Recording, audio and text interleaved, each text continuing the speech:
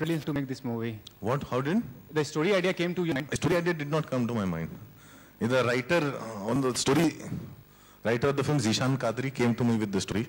So what did really inspire to make the movie, sir? Nothing. It was such an incredible story. Story सुन के लगता है यार ऐसा थोड़ी ना होता है.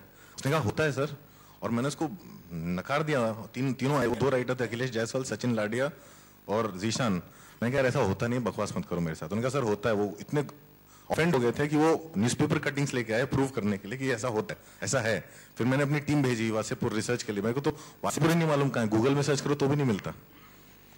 तो फिर टीम भेजना वहां पे और रिसर्च करना, एविडेंस 1.5 साल लगा हमको वेरीफाई करने में, रिसर्च करने में और कहानी ढूंढने में. वो दुनिया ही ऐसी कि आप बोलती कि मेरे को फिल्म बनाओ. बहुत ही स्ट्रेंज दुनिया है.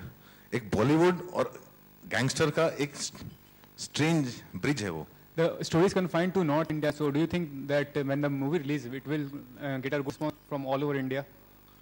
यार Avengers is getting very good response all over India. It's got nothing to do with China, India, anywhere in the world. A good story will always translate.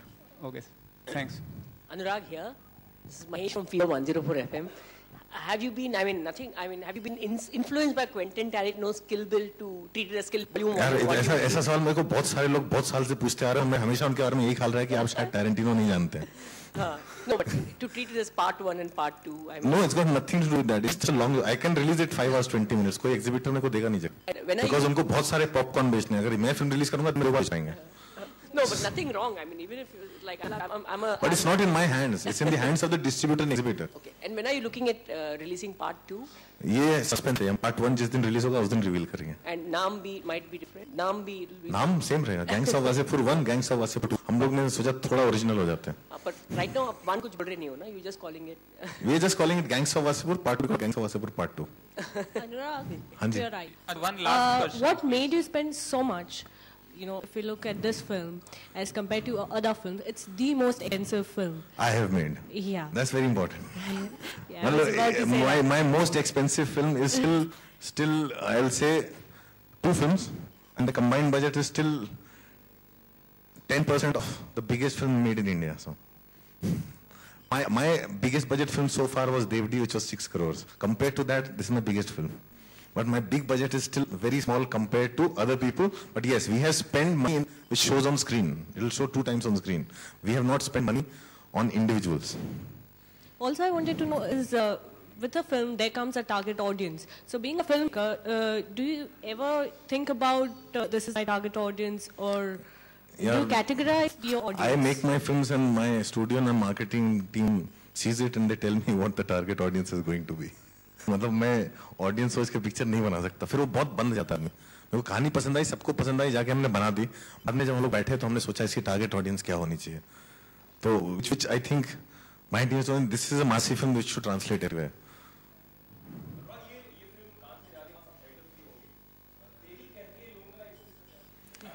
ये सबटाइटलिंग फ्रेंच में होगी जो French लोग हैं.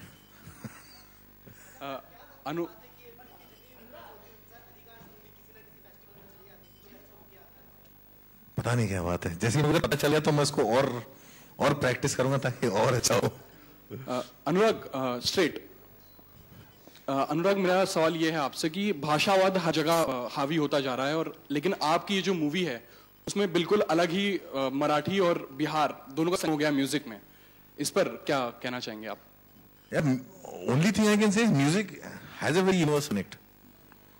वो जरूरी नहीं होता कि आप कहां से हैं. अगर आप स्नेहा का शो देखेंगे जो साउंड ट्रिपिंग आता है, she travels to the parts of India where she's got nothing to do with it and she tries to find that sound.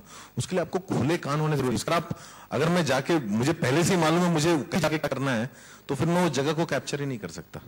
अगर मैं जा रहा हूँ कुछ ढूंढने की, मैं वहां जा रहा हूँ देखने लिए कि वहां क्या है और उसको मैं कैसे इस्तेमाल कर सकता हूँ, तो मैं उस जगह को इम्बाइब करूंगा. अगर मैं फिक्स्ड होके जा रहा हूँ, सब कुछ डिसाइड करके जा रहा हूँ, तो फिर वो जगह कभी आएगी नहीं. और स्नेहा का अप्रोच का वही है. स्नेहा इज लाइक उसका ब्लड ग्रुप वो यूनिवर्सल रेसिपिएंट वाला ब्लड ग्रुप है.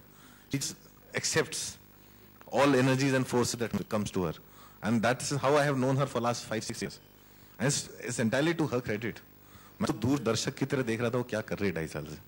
जी अच्छा, दूसरा सवाल ये है कि बिहार में इस तरह के इंसिडेंट देखे हैं अक्सर, तो ये सरदार खान का जो कैरेक्टर है वो क्या रियल लाइफ से किसी की? इस फिल्म में बहुत सारे इंसिडेंट्स हैं. अगर सबसे इंडिविजुअली आप ढूंढोगे तो सब रियल लाइफ से इंस्पायर्ड है, लेकिन बहुत कैमोफ्लेज किया हुआ है, टाइमलाइंस अदला बदली हुई है, कैरेक्टर्स के नाम चेंज किए हुए हैं, लेकिन जो बिहार जनता और पिक्चर देख के सब चीज पकड़ लेगा और उससे ज्यादा मैं कुछ नहीं कह सकता। अनुराग, here.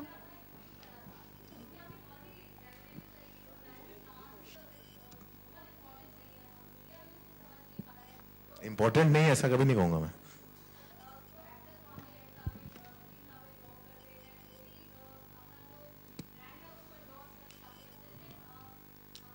ये जो आप इंटरव्यू की बात कर रहे हैं, जो कल बॉम्बे टाइम्स में आया था, परसों दिल्ली टाइम्स में आया था, ये इंटरव्यू एक्टर्स और इंडस्ट्री के लोगों के लिए नहीं था, ये आप लोगों के लिए था, ये मीडिया के लिए था कि मीडिया को नहीं मालूम कि वहां पे क्या क्या होता है और मीडिया उसको किस तरह से हवा बनाती है।